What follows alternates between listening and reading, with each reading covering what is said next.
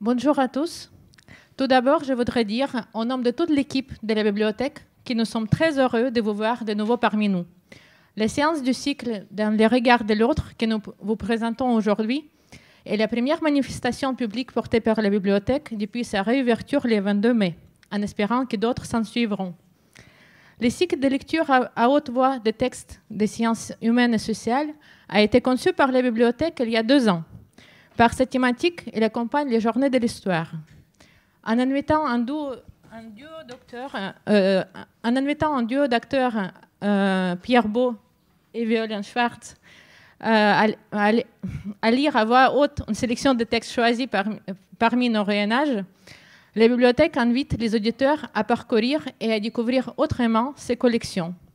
Aujourd'hui, nous mettons à l'honneur les commerces.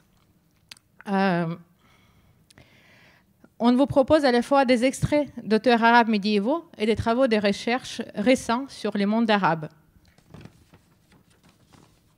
Ainsi, on entendra la voix d'un commerçant du XIIe siècle qui va vous donner des conseils utiles en la matière, tandis que l'historien et sociologue Ibn Khaldoun nous rappellera qu'un commerçant n'est pas un gentilhomme. Les approches anthropologiques de Clifford Geertz et de Franck Mermier nous plongerons dans les brouhahas organisés des bazars de Sifrou ou de Sanaa, tandis que l'historienne Caroline Piquet et les photographes Philippe et Ferret nous raconteront l'essor du commerce de la perle et du café. Enfin, l'extrait de la thèse de Philippe Petria publiée récemment va nous faire découvrir les réseaux marchands construits par les commerçants hadramis au XIXe siècle. Les extraits des textes proposés ont été choisis par les bibliothécaires pour leur intérêt, mais aussi parce qu'ils se prêtaient mieux à la lecture à voix haute. Je vous souhaite une très bonne écoute. Merci.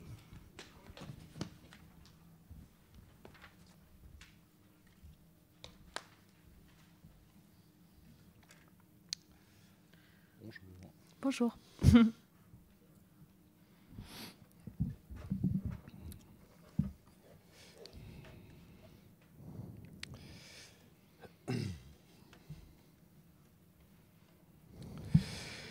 Éloge du commerce.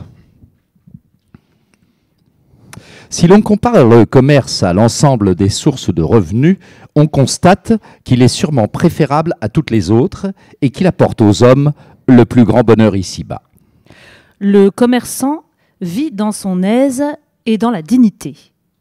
Il peut ainsi être en contact avec des milliers de gens et ne pas trop s'inquiéter d'avoir un habit modeste, par exemple. Alors qu'un dignitaire auprès du souverain, se trouvant dans une situation financière difficile, se doit, malgré ses difficultés, d'avoir l'habit et le turban impeccables, de soigner le harnachement de sa monture et l'accoutrement de l'esclave qui l'accompagne. De même, le soldat qui se nourrit d'une manière plus fruste, vit dans la peine, est perçu comme un tyran, même s'il fait montre d'équité. Haï, même quand il se veut aimable, mauvais voisin, même s'il se conduit bien avec son entourage. On a rapporté, selon le prophète, Dieu le bénisse et lui accorde le salut, cette parole inédite avant lui. Jamais commerçant véridique ne s'appauvrira. Mais le commerce, malgré toutes ces vertus que nous venons d'énumérer, reste un dur métier qui exige que l'on s'intéresse au plus trivial des choses. Et, avec propos, on a pu dire que l'hypocrisie est la plus grande des hérésies. Des conseils utiles aux commerçants, si Dieu le veut. Il t'est nécessaire, par ailleurs, de ne jamais te fier aux courtiers, ni d'admettre leurs conseils, car leur métier est fondé sur le mensonge, même si une vieille amitié ou un bon voisinage les lie à toi. Ainsi, il arrive au courtier de louer une marchandise et d'opposer son avis sur la bonne qualité de celle-ci aux avis des experts. Mais il lui arrive aussi, en insistant sur sa rareté, de ne laisser le choix à l'acquéreur que dans ce qu'il offre lui-même. Il peut aussi affirmer que la marchandise qu'il propose sera bientôt bien plus chère et que la demande est très forte. Si bien qu'il s'entend avec des complices qui se présentent au même instant que le client éventuel pour surenchérir et faire semblant de le lier par des arts. Ne vois-tu pas que certains courtiers disposent sur les aires de vente des gens qui font mine de surenchérir en donnant l'illusion aux autres qu'ils sont de vrais acquéreurs, rien que pour tenter l'assistance?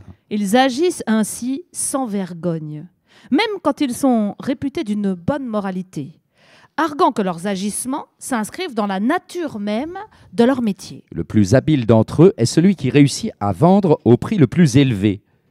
Il s'enorgueillit de cela et tient à le faire savoir sous prétexte qu'une telle pratique constitue l'une des voies du gain licite.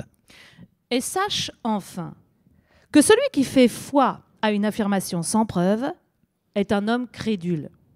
Et la crédulité est un défaut pour les gens de sagesse. Que celui qui donne son assentiment à l'impossible est un dupe. Et le dupe ne peut être raisonnable. Les Arabes disent que la victime de tromperie ne peut avoir d'opinion, car s'il admet l'impossible, il ne construira son jugement que sur l'ouï-dire, et son opinion ainsi faite sera fondée sur le mensonge. Garde-toi aussi d'ajouter foi aux paroles de nombreux commerçants. Ceux-là qui répandent les fausses rumeurs d'une baisse des prix ou de la mévente d'une marchandise qu'ils comptent importer de quelque contrée alors qu'elle devient en réalité plus chère. Ils prétendront que la demande pour une telle marchandise a diminué et que les gens sur place sont arrivés même à s'en passer. Le commerçant ira jusqu'à falsifier une missive d'une écriture méconnaissable en affirmant qu'elle lui est parvenue d'un proche ou d'un ami vivant dans ce pays et contenant toutes ces nouvelles qu'il désire répandre. Tout cela pour intimer à l'un de ses complices là-bas de la racheter en son nom. Il peut aussi s'entendre avec ce complice avec des messages faussés. Le principe de la vente et de l'achat dans l'activité commerciale recommande de n'acheter une marchandise que de celui qui a cessé de lui accorder de la valeur ou se trouve contraint par un besoin urgent de numéraire de vendre. De même, on ne doit vendre qu'à celui qui manifeste un fort désir ou un besoin urgent d'acheter. Cela constitue le meilleur critère pour apprécier un acheteur et pour escompter un bon profit. Un bon commerçant doit avoir autant de mauvais préjugés que de bonnes dispositions à se fier aux autres. Ces mauvais préjugés préservent son capital et ces bonnes dispositions l'aident à calculer ses risques, de manière à ce que ses craintes équilibrent ses espérances. On doit savoir que le goût immodéré du profit peut conduire à la frustration et que l'effort empressé dans la poursuite du gain est un chemin vers la faillite.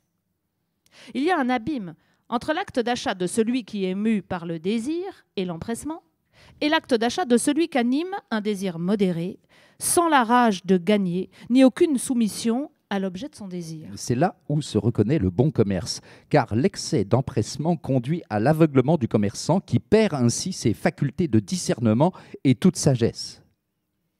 Il devient la proie de la passion et dévie des jugements de la raison.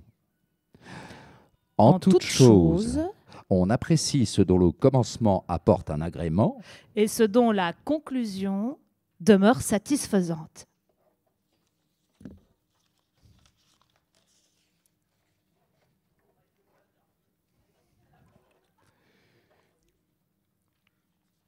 Au vrai chic parisien. C'est une petite boutique près de la grande mosquée. À droite, elle fait studio de photo. À gauche, parfumerie. Derrière un guichet de verre, Hassan officie avec une grande seringue remplissant, après un boniment olfactif, des flacons aux courbes toutes asiatiques. La décoration de l'endroit a d'ailleurs tout de l'antichambre de l'exportation chinoise. Myriade de petits objets maniérés et bon marché, figurines baroquisantes et romantiques, autocollants chatoyants en forme de cœur. La photographe, une jeune femme un peu ronde sous son voile noir et qui attend le client en berçant dans un landau un tout petit enfant, a épinglé partout ces tirages en couleurs. Des portraits d'enfants, de mariés et de diplômés, où le photomontage par ordinateur tente d'infléchir un peu le classique des poses. Un couple encerclé de roses artificielles avec l'incrustation Love, un baigneur assis sur des tulipes géantes, un étudiant en coiffe carrée à pompons, dont l'image se corne dans un coin pour laisser lire « Congratulations ». 5 adolescents entrent bruyamment, m'arrachant à ma rêverie quincaillère. « Andak Lacoste » As-tu du Lacoste interroge l'un des collégiens, tandis qu'un autre veut un parfum à la fraise. Hassan, comme un barman spécialiste des cocktails savants, pique sur les étagères derrière lui des fioles aux noms exotiques qui s'étalent sur des étiquettes vertes en caractères arabes. Hugo Boss, Eau di Paris, Chanel, Eau di Cologne. Dans un tourbillon d'odeurs et d'alcool que le parfumeur mélange d'une main experte, faisant sentir un bouchon de carafe à un nez ou à un autre, vaporisant le reste de sa seringue comme une pompe à air sur un visage ou des mains, la boutique s'emplit bientôt de senteurs lourdes et sucrées. Le parfum est très important chez les Arabes, explique doctement Hassan, dans un français fluide, appris à l'université et bonifié par plusieurs voyages dans l'Hexagone. Les produits de base viennent d'ailleurs de France, via la Jordanie, à 50 € le litre de vrais parfums de marque Chanel ou Lacoste, tandis que le petit flacon est vendu ici 20 shekels, moins de 4 €. C'est une affaire qui marche. À l'université, Hassan était un vrai petit laboratoire ambulant. Et ce fils d'une famille modeste de 10 garçons et de 4 filles s'est en partie ainsi payé ses études. 2 de ses frères font aussi dans le parfum. Il me donne la carte d'une de leurs boutiques, installée dans un centre commercial près de la place de l'Horloge. En arabe, sur la silhouette d'une tour Eiffel stylisée, s'affiche le nom de l'endroit. Baris, bien sûr.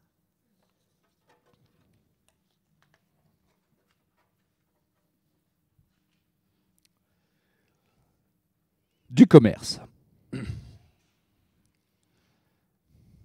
Par le mot commerce, on désigne la recherche du profit par l'augmentation du capital en achetant bon marché ce qu'on revend très cher. Les denrées peuvent être aussi bien des esclaves, du grain, des bestiaux, des armes ou des étoffes. La différence ainsi réalisée est le bénéfice. La recherche du profit peut se faire en stockant des marchandises et en attendant, pour la vendre, la hausse des cours. On peut alors gagner beaucoup d'argent. Autre procédé également très lucratif, le marchand va vendre ses denrées ailleurs, là où la demande est plus grande que chez lui. Un vieux marchand disait un jour à un curieux, « Le secret du commerce, c'est d'acheter bon marché et de revendre cher. » On voit qu'il était d'accord avec nous, Dieu donne la subsistance, il est le Dieu fort, le Dieu tout-puissant. Du transport des marchandises. Un négociant qui connaît son affaire n'exportera que des produits de consommation courante, demandés aussi bien par les riches que par les pauvres, par les grands que par les simples particuliers. C'est ainsi qu'il fera de bonnes affaires. S'il se borne aux marchandises qui n'intéressent qu'une minorité, il peut risquer de ne pouvoir les écouler si sa clientèle restreinte ne peut, pour un motif quelconque, les acquérir. Dans ce cas, il ne fera ni affaire ni bénéfice. Il lui sera plus avantageux et plus profitable, plus sûr aussi contre les fluctuations des cours, d'exporter ses produits d'un pays très éloigné, en empruntant une route dangereuse. De cette façon, la distance et le risque couru donneront un caractère de rareté à ces marchandises et par suite en augmenteront la valeur. Tandis que la proximité et la sécurité des routes rendent les denrées transportées courantes, abondantes et moins chères. C'est pourquoi les marchands les plus riches et les plus prospères sont ceux qui osent aller jusqu'au Soudan. La distance et la peine sont considérables. Ils doivent traverser un désert que le danger et la soif rendent presque inaccessibles. Il n'y a que de rares points d'eau connus des seuls guides des caravanes. Seuls très peu de voyageurs osent en braver les périls. Aussi, les produits du Soudan sont-ils très rares chez nous et par suite extrêmement chers. En tout cas, les denrées à passer d'un pays à l'autre prennent de la valeur. Les voyageurs qui se bornent à faire des allers et retours entre les villes et les provinces d'une même région ne peuvent faire que de petits bénéfices parce que leurs marchandises sont abondantes et qu'un grand nombre de commerçants en font le transport. Dieu donne la subsistance, il est le Dieu fort, le Tout-Puissant. Un commerçant n'est pas un gentilhomme. On a vu que le négociant ne pense qu'à acheter et vendre, à faire des bénéfices et à gagner de l'argent. Il lui faut donc de l'astuce, de l'esprit chicanier, quelques feintes habiletés, beaucoup d'expérience des disputes et de l'opiniâtreté. C'est cela, être commerçant. Or, ces dispositions sont incompatibles avec l'intégrité et l'esprit chevaleresque. Car les actes de l'homme, bons ou mauvais, le tournent vers le bien ou le mal. Si de mauvaises actions viennent en premier et se renouvellent, elles s'enracinent au détriment des vertus, à cause de leur empreinte sur l'âme. C'est ainsi que nos habitudes naissent de nos actions. Bien entendu, ces fâcheuses dispositions dépendent des différents types de commerçants. Ceux qui appartiennent aux classes inférieures et sont en rapport constant avec de mauvais payeurs, qui mentent, trompent et se parjurent, reconnaissent et nient leurs engagements et leurs prix, ceux-là sont les plus affectés par ces vices. Ils ne sont plus bons qu'à rouler leur prochain et à gagner de l'argent, mais ils ont perdu tout sens de l'honneur. Tel est le résultat inévitable de leur astuce et de leur esprit procédurier. Il est très rare qu'il en soit autrement. Après tout, c'est Dieu qui vous a créé, vous et vos œuvres.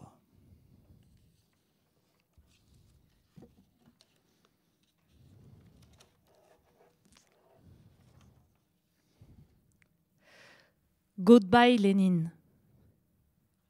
Pour qui n'a pas connu les privations de l'Europe de l'Est soviétique, Gaza est un intéressant voyage dans le temps. Depuis quelques semaines, les rayons des magasins sont clairsemés et certains produits déjà introuvables. Jus de fruits, biscuits, chocolat laitage. Ce matin, j'ai surpris le vendeur de l'épicerie du coin disposer ses salamis de dinde et de bœuf dans le sens de la longueur. Une petite astuce, confiait-il, pour donner l'illusion que le frigo est moins vide. Le Roots, l'un des restaurants chics de Gaza, a déjà rayé de son menu les plats en sauce, faute de crème. Les marchands ambulants vendent les cigarettes à l'unité. Le paquet entier se négocie 10 € au marché noir. Dans les cafés, le narguilé se fume avec un tabac local à base de feuilles séchées, de mélasse et de sciure mélangées à un peu de vrai tabac. Israël ne laisse plus rentrer que les produits considérés comme étant de première nécessité. Ciment, acier, verre, bois ne passent pas. Pas davantage que les livres, les cigarettes, les ballons de football, l'électronique ou la sauce tomate. La liste s'allonge ou se réduit sans logique apparente. Objectif, mettre le Hamas sous pression et amener la population à se soulever contre lui. Gaza n'a ni port marchand, ni aéroport, ni lien physique de circulation avec la Cisjordanie. Autant de projets jamais réalisés. Toutes les marchandises doivent donc transiter par Israël. Avant juin 2007, 500 camions entraient chaque jour dans la bande de Gaza par le passage de Carmi. Leur nombre n'est plus que d'une trentaine. Avec le Hamas au pouvoir, tout se passe désormais sans aucun contact. Tout est déchargé, inspecté et déposé dans un enclos poussiéreux. L'enclos est ensuite ouvert du côté palestinien et les marchands récupèrent leurs commandes en tentant d'aller plus vite que les gamins chapardeurs des environs. L'attente peut durer la journée entière. Toute contestation est impossible. Le système n'est pas sans rappeler celui d'une cage aux fauves.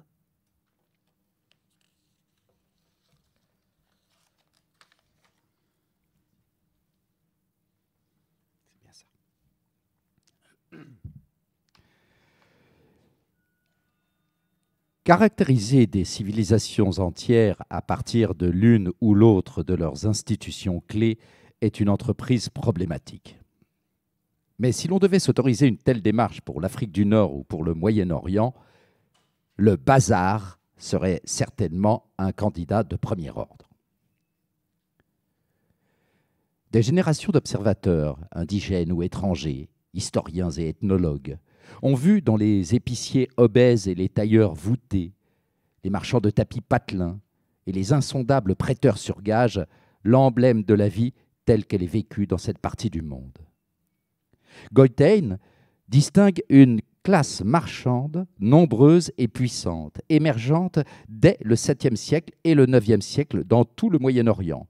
Une classe qui, au 11e siècle et 12e siècle, était le principal support de la civilisation islamique, y compris ses enclaves juives et chrétiennes d'Orient. Ce que la bureaucratie des mandarins et le système des castes étaient à la Chine et à l'Inde classique, le bazar le représentait pour les sociétés plus pragmatiques du Moyen-Orient. Malgré cela, il n'y a qu'une poignée d'études extensives comme celle de Goitein qui s'applique sérieusement à traiter le bazar comme une forme culturelle, une institution sociale et un type économique. Le bazar est un lieu à part où les gens seraient autorisés à venir chaque jour pour se tromper les uns les autres. Il est aussi une démonstration supplémentaire de la vérité que, sous tous les cieux, les hommes préfèrent acheter bon marché et revendre plus cher. Le bazar est un système régulier de relations sociales centrées autour de la production et de la consommation de biens et services, une espèce particulière d'économie qui mérite une analyse en tant que telle.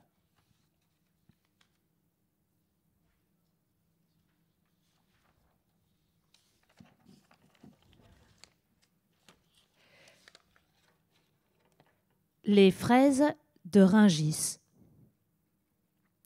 Vue sur le marché de Gaza ce matin, des pyramides de fraises, rouges, fermes et brillantes. Ces fraises-là, cultivées sous serre, sont d'ordinaire destinées au marché européen pour les fêtes de Noël. Sur les barquettes en plastique, on peut lire l'adresse d'un importateur au marché parisien de Rungis. Mais les frontières sont fermées. Rien ne sort. Et les cultivateurs de Gaza bradent leurs fruits pour quelques shekels le kilo.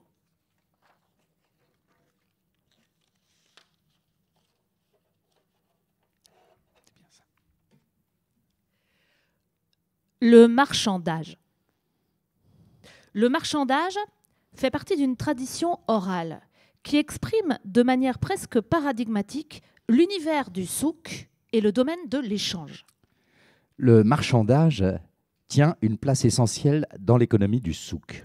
Le marchandage est essentiel pour inaugurer des relations économiques soutenues entre l'acheteur et le vendeur. De même que le marchandage permet à l'acheteur de distinguer les vendeurs dignes de confiance de ceux qui ne le sont pas, il permet aussi aux vendeurs d'éliminer les acheteurs méfiants et d'établir une clientélisation durable avec les acheteurs confiants. Dans le marché, les prix ne sont pas affichés.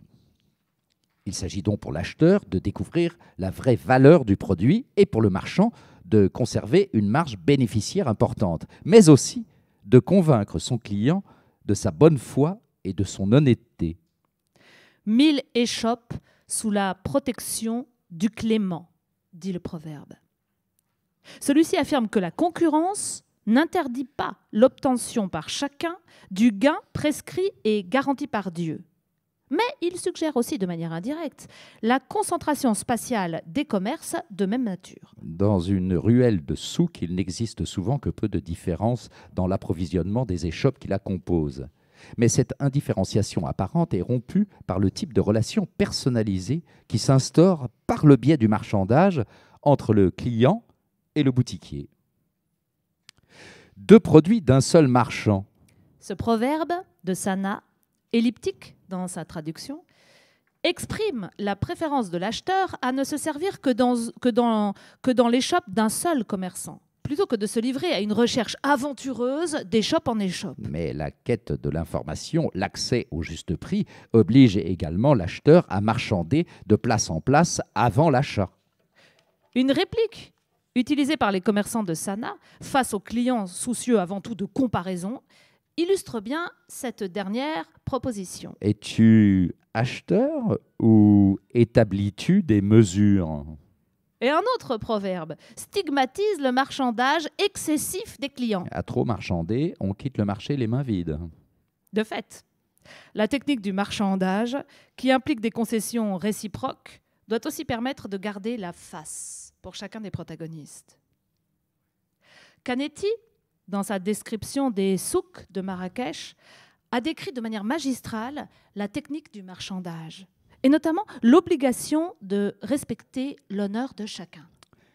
Par la dignité, on montre des deux côtés que l'on n'attache pas une grande importance à l'achat ou à la vente. Par la faconde, on amollit la résolution de l'adversaire.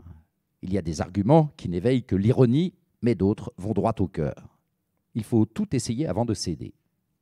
Cependant, même lorsque l'instant est venu de le faire, cela doit se produire de façon inattendue et soudaine, afin que l'adversaire soit désarçonné et qu'il donne l'occasion d'être percé à jour. Certains désarment l'interlocuteur par leur arrogance, d'autres par leur charme. Tous les sortilèges sont permis. Il est inconcevable de laisser l'attention se relâcher. Dans les magasins, qui sont assez grands pour que l'on puisse y entrer et s'y promener, le vendeur aime à se concerter avec un autre employé avant de céder. Le second, qui se tient à l'arrière-plan, sans participer, comme une sorte de chef spirituel des prix, apparaît certes, mais ne marchande jamais lui-même. On ne s'adresse à lui que pour obtenir la décision finale. Il peut, pour ainsi dire, contre la volonté du vendeur, autoriser de fantastiques fluctuations de prix. Mais comme il n'a pas participé au marchandage, personne ne perd la face. À Sana, le registre des expressions utilisées dans les transactions fait essentiellement référence au code de l'honneur et à l'éthique religieuse, qui s'interpénètrent en des proportions variables selon les situations et les protagonistes. Dieu a fait de toi un homme de confiance, par l'honnêteté, par la responsabilité morale. Je n'ai que ta conscience, que Dieu blanchisse ton visage, par les valeurs tribales. L'oscillation entre le recours à la conscience morale, éthique religieuse, et le recours à l'honneur, éthique tribale, se résume dans les deux injonctions utilisées par l'acheteur face au vendeur, par ta conscience, par les valeurs tribales. La stratégie employée par le premier est de pousser le vendeur dans les derniers retranchements de l'éthique. La conscience naît de la crainte de Dieu, sentiment qui doit s'attacher au fait d'être croyant, d'où son rappel incessant. Et la Kabbalah est ce visage découvert de l'honneur qui doit se refléter dans toute relation publique.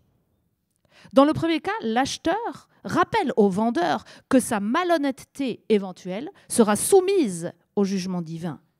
Dieu a fait de toi un homme de confiance.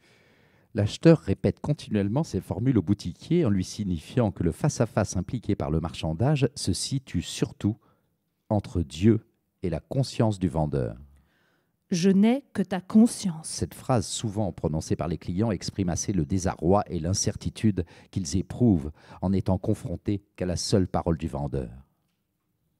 Le client le force donc à certifier, par une formule pieuse, que le prix proposé est bien sa dernière concession. Si le commerçant répond « Par l'honnêteté, ou par la responsabilité morale », il signifie qu'il ne baissera plus son prix, mais surtout que celui-ci aura été fixé en conformité avec ses obligations de croyant. Le commerçant peut aussi refuser de prononcer la formule. Ne me demande pas de prononcer Bilkalada. Et donc de faire intervenir la religion dans les transactions en disant « La religion est à Dieu ». En sens contraire, le vendeur peut prendre l'initiative de clore le marchandage en demandant au client de prier pour le prophète avant d'annoncer son dernier prix. Après l'énoncé de la réponse, que la bénédiction et le salut de Dieu soient sur lui, le commerçant pourra alors avancer son prix et conclure son affaire. Là aussi, les doutes de l'acheteur se dissipent ou paraissent se dissiper suite à l'expression ferme de l'engagement religieux du vendeur. La blancheur du visage est fructueuse, dit le proverbe. Et un autre explique le sens qu'il recèle. Le souk est l'entrepôt de l'homme fidèle. Le recours à la parole donnée est ainsi la clé de voûte de toutes les transactions. La nécessité de préserver le secret des transactions entre commerçants a suscité l'invention de différents procédés gestuels et linguistiques qui se rattachent peu ou prou au marchandage. C'est ainsi que les marchands disposent d'un mode particulier de communication appelé le langage des mains, qui vise à cacher aux témoins le montant des transactions. Il existe entre les courtiers et les marchands tout un registre d'expressions consacrées, connues d'eux seuls, et qui servent également à garder secrets les termes de la transaction.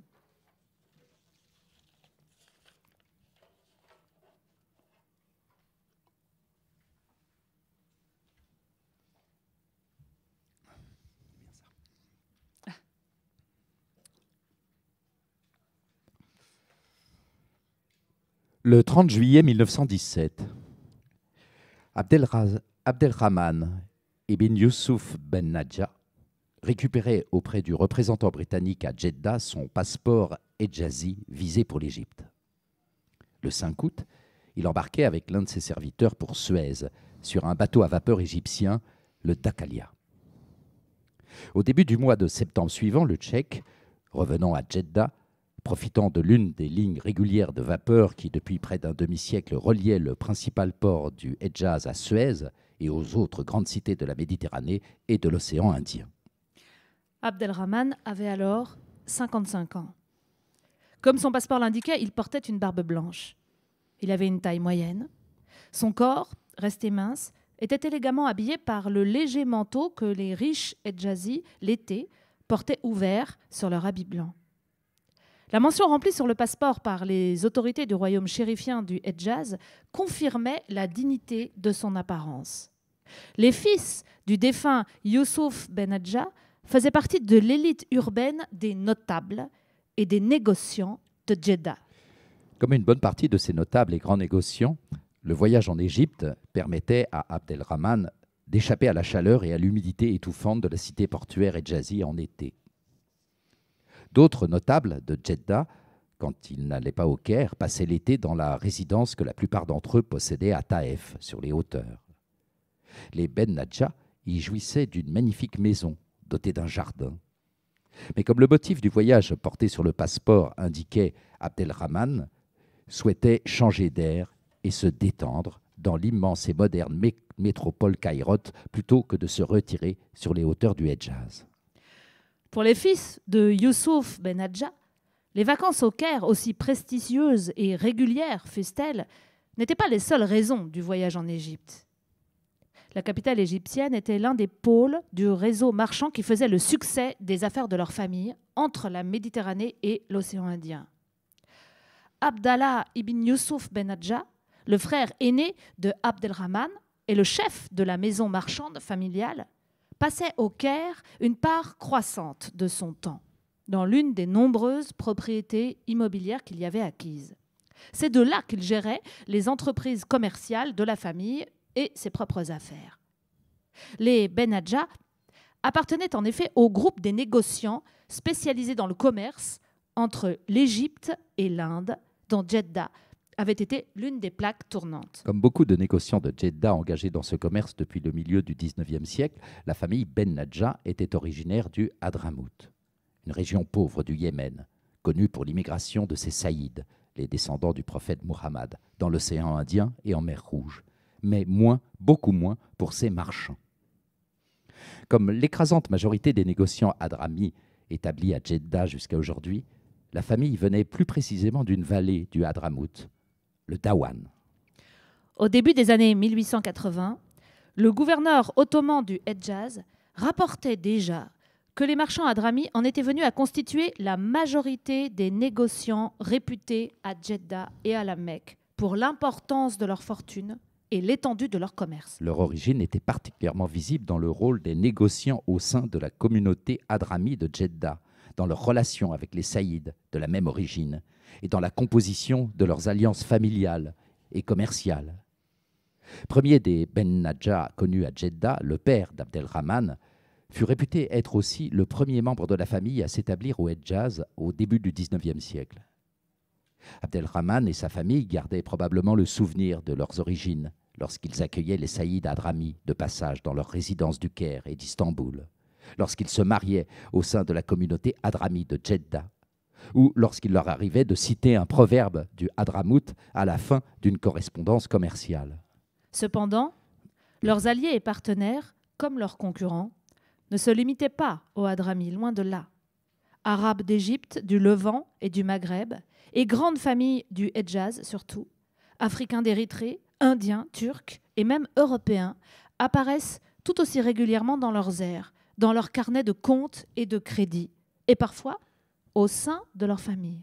Au moment où Abdelrahman partait de Djeddah pour rejoindre son frère au Caire, alors que les échanges étaient sévèrement mis à l'œuvre par les blocus maritimes en mer Rouge, l'arrêt presque complet du pèlerinage, les restrictions des exportations, les quotas appliqués aux importations depuis l'Inde et les opérations militaires de la Première Guerre mondiale, le dynamisme maintenu de leurs établissements témoignait toujours de l'intégration réussie de ces grandes maisons négociantes arabes et musulmanes dans le commerce mondial.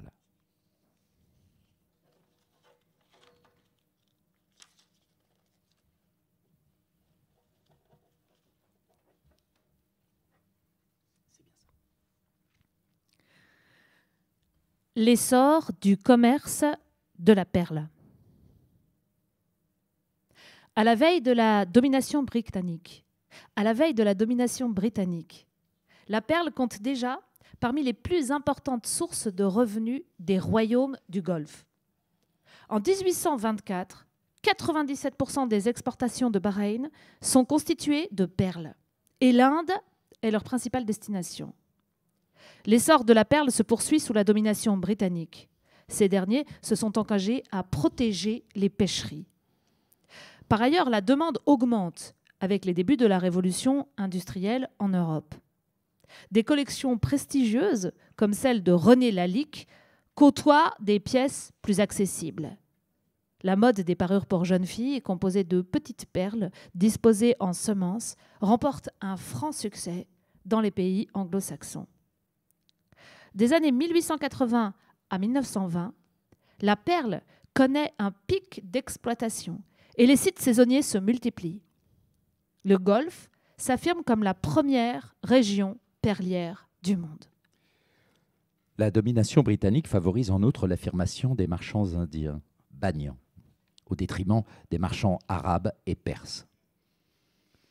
Les Indiens ne sont guère aimés par les marchands arabes.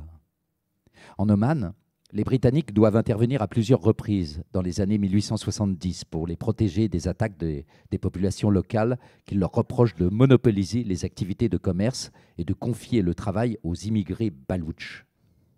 Au Qatar, ils sont aussi un sujet de discorde avec les Britanniques. En 1883, le Tchèque les fait expulser et ferme leur commerce. Mal lui en pris, puisqu'il dut présenter ses excuses au gouvernement des Indes et dédommager les bagnants. Ainsi, à la fin du XIXe siècle, la communauté indienne est parvenue à s'imposer dans le commerce des perles grâce à la protection britannique et à son rôle de relais avec les marchés extérieurs. Les bagnants avancent le capital aux marchands du Golfe, puis écoulent la production sur le marché de Bombay. Ils se chargent des différentes étapes de l'exportation avec la sélection, le polissage, le blanchiment. Les perles alimentent un marché local indien, perse et ottoman, ainsi qu'un marché international tourné vers Londres, Paris, New York ou Shanghai. L'activité des perles est très structurée, aussi bien dans son commerce que dans sa récolte. Pour le commerce, une hiérarchie bien établie de marchands et d'intermédiaires agit, depuis les prêteurs jusqu'aux capitaines de navires. Les bagnants exportateurs prêtent de l'argent aux marchands indiens et arabes, qui, propriétaires ou affréteurs d'un boutre, louent les embarcations aux capitaines. Les contrats entre marchands et capitaines fonctionnent sur un système d'avance sur les gains. Au début de la saison, les capitaines partagent ces avances entre les membres de l'équipage sous forme de denrées, riz ou café, afin d'entretenir leur famille lorsqu'ils sont en mer. À la fin de la saison, une autre part est versée pour assurer les revenus pendant la saison basse. Cependant, les récoltes ne permettent pas de dégager des revenus suffisants pour rembourser les avances. Le solde demeure souvent négatif, ce qui contraint les plongeurs à travailler à vie pour un même capitaine et parfois à transmettre leurs dettes aux générations suivantes. La plongée dure en moyenne 1 minute et demie sur des fonds allant de 8 à 25 mètres. Les pratiques ne semblent guère avoir évolué depuis le passage d'Ibn Battuta au XIVe siècle. Les pêcheurs se couvrent la figure d'un masque fait d'écailles de tortue, se fabriquent une sorte de pince qu'ils mettent sur le nez et plongent, après avoir entouré leur taille d'une corde et s'être munis d'une musette en cuir pour y déposer les coquillages. L'activité est épuisante et la mortalité élevée. Les plongeurs affrontent les requins, les raies. Ils sont soumis à des problèmes cutanés, de cécité, de surdité et d'hémorragie des poumons provoquée par l'eau de mer et l'apnée prolongée. Les populations locales profitent peu de l'essor de la perle. Les plongeurs restent misérables et endettés à vie. Les profits vont aux marchands, aux financiers et aux exportateurs.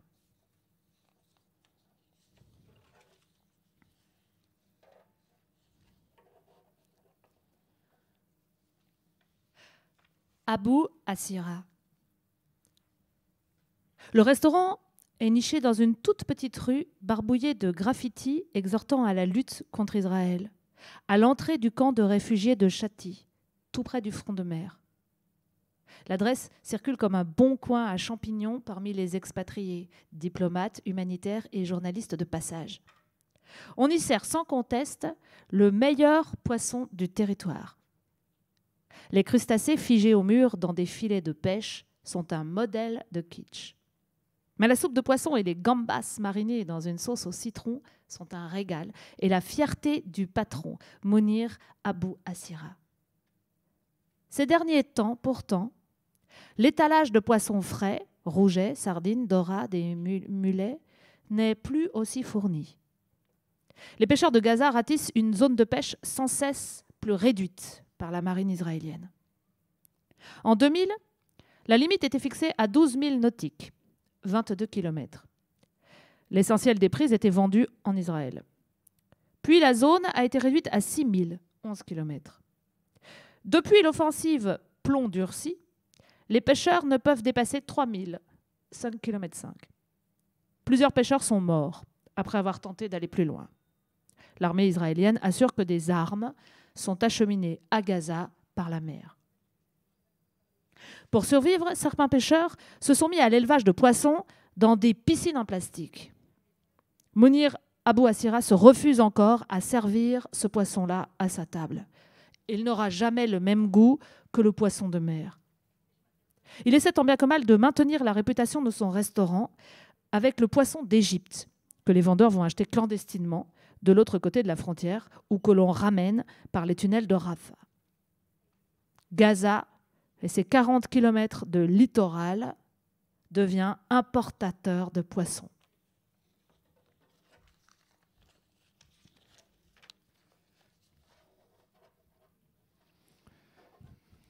Un texte qui va nous donner envie de boire un petit café. Les premiers cafés à Constantinople.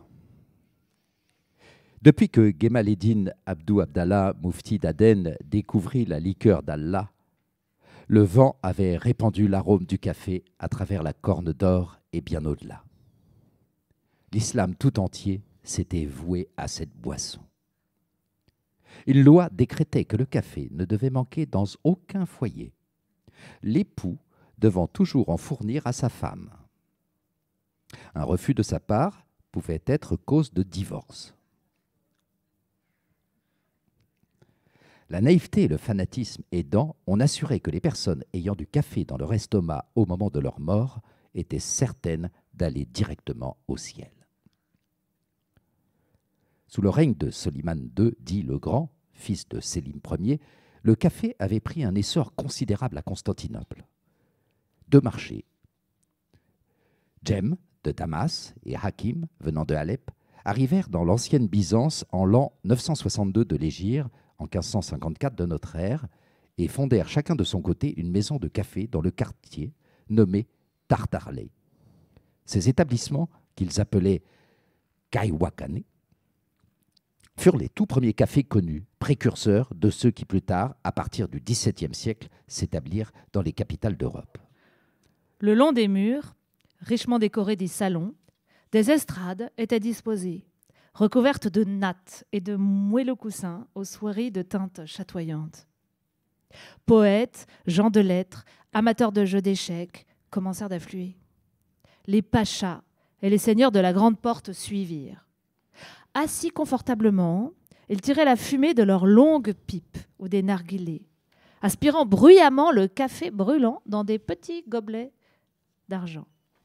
On appelait ces établissements écoles du savoir et des hommes cultivés, l'équivalent de nos cafés littéraires du XVIIe et du XVIIIe siècle. Dans un coin de la pièce se trouvait une grande cafetière posée sur un réchaud et la boisson était prête à toute heure. À longueur de journée, on sirotait à longs traits l'odorant café très chaud et sans sucre dans des petites tasses sans anse qu'ils nomment fidjan. Celles-ci étaient posées sur des soucoupes de bois peint et vernissées. Quelques-uns y mettaient une goutte d'essence d'ambre, d'autres des clous de girofle ou de la cardamone. La tasse de café coûtait à cette époque 1 aspre, très petite pièce d'argent de la valeur de 2 liards. Sur une estrade, un groupe de musiciens animait l'ambiance au son de flûtes et de tambourins. De voluptueuses danseuses au ventre nu et des charmeuses de serpents réchauffaient l'assistance de plus en plus nombreuse.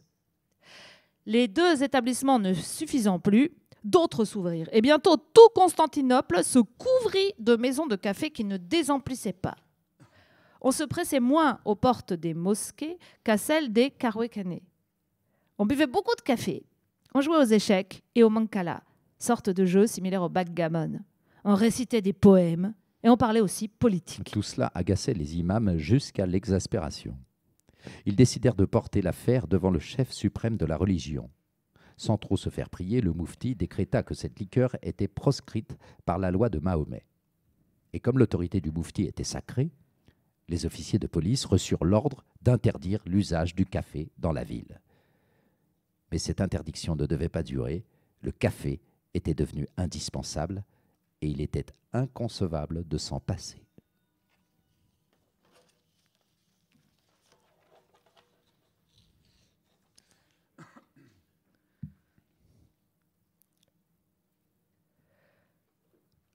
Le génie de la langue française joue parfois au mauvais plaisant.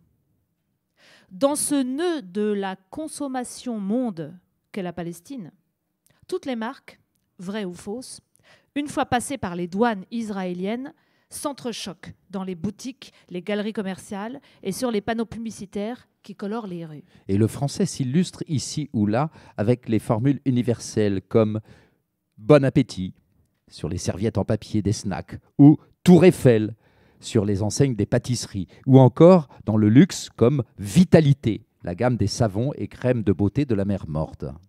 Mais quelle perplexité! Lorsque le sommelier du Pronto vous conseille un vin canadien au nom inquiétant de Lapis. Et que dire des parfumeries qui promeuvent un spray pour hommes de Paris, La Pétasse. Au grand hypermarché Piazza, le Piazza Mall, construit par un Palestinien qui a fait fortune aux États-Unis et souhaite que ses compatriotes goûtent aussi aux joies de la consommation mondialisée, on trouve des petits beurres, en français dans le texte, classiques, un qualificatif plutôt baroque pour ces biscuits en provenance de Turquie. Et lorsqu'on cherche, pour des raisons autant de santé gustative que de commerce équitable, à privilégier les productions palestiniennes sur les importations israéliennes omniprésentes, que de difficultés. Si les fruits et légumes de Jéricho, au goût légendaire, font facilement la différence avec les produits de synthèse colorisés et gonflés aux extraits des kibboutz, que faire cependant pour le reste ? Dernièrement, j'ai passé un quart d'heure à la grande incompréhension de l'épicier droguiste de ma rue, à tourner autour du rayon des produits d'entretien. Que faire ? Que prendre ? Que choisir lorsque les seuls barils de lessive s'appellent Ariel, comme la colonie près de Naplouse et Colomb. Voilà.